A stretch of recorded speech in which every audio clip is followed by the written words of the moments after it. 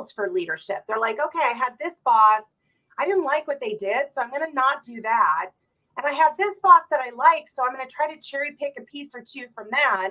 But I'm not even sure exactly what they did or how they did it, but I'll do my best and I'll figure it out.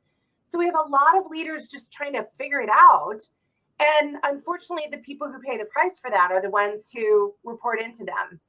And then they get promoted, and it's not till they're 10 years into their career in the US and they're at a director level, and all of a sudden we're going to invest in leadership development and executive coaches and all of that.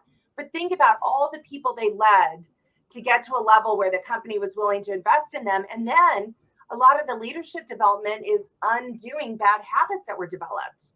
And so I do think that's still the number one thing. And then number two thing is companies not doing the work and not holding people accountable for not leading through their values. One person, one leader that you keep around because they produce, even though they don't do it in a way that represents who you are, that will break your culture more than anything. And I talk to a lot of executive recruiters, and they say the top two questions that are being asked right now, one is culture. And the second is, do I have the flexibility to work in the way that works for me in my life? And so those are the top two things. And I've said everyone I know, I go, if you're interviewing for a role, ask them if they're spending as much, if not more, on retaining employees as they are on attracting them, because that'll tell you a lot. Are they going for the quick fix, or are they really investing for the future of the organization? Because companies that invest in retention, companies that invest in manager development, they are playing the long game. And that's the kind of place that you can go and build a career versus have it be a stop on the resume. Yeah.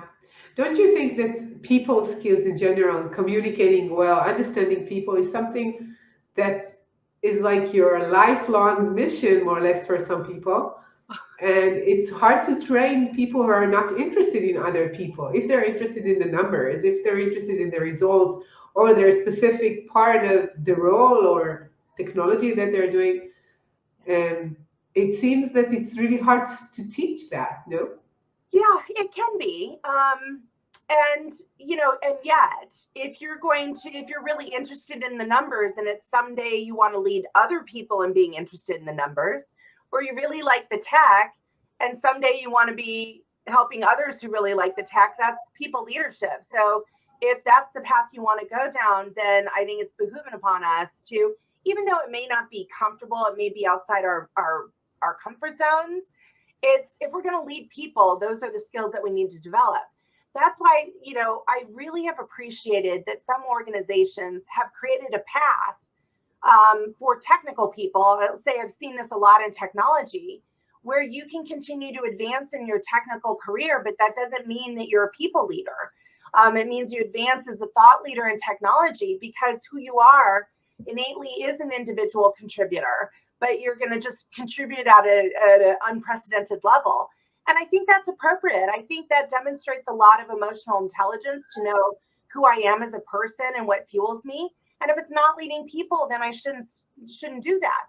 But unfortunately, that's not a broad adoption across a lot of companies. So in order to advance in your career, people feel like they have to take it on.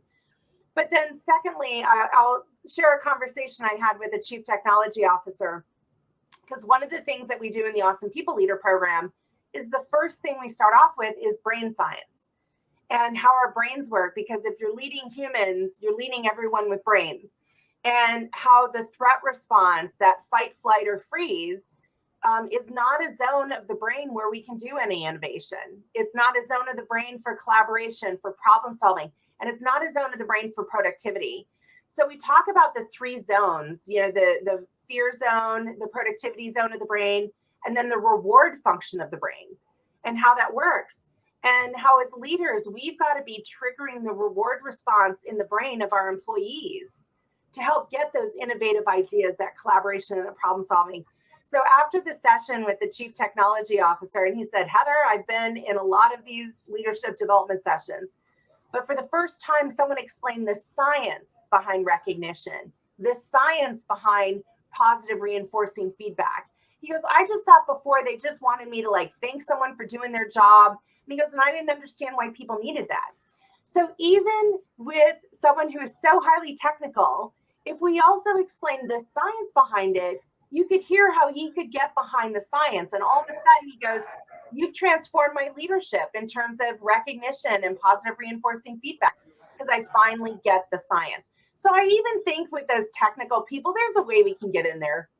Yeah, I always work with technical people. I really enjoy working with them, but people skills are not the first thing that people would say about them, right? Yes. So it's like trying to tackle to open a new way of thinking for some people, and it demands their interest and motivation in order to do so, which they don't always have, I guess.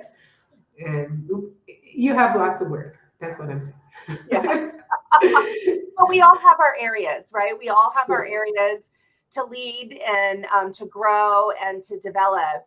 And I want to create a lot of space for those who maybe don't feel as comfortable in the people leadership because it might be easier to deal with numbers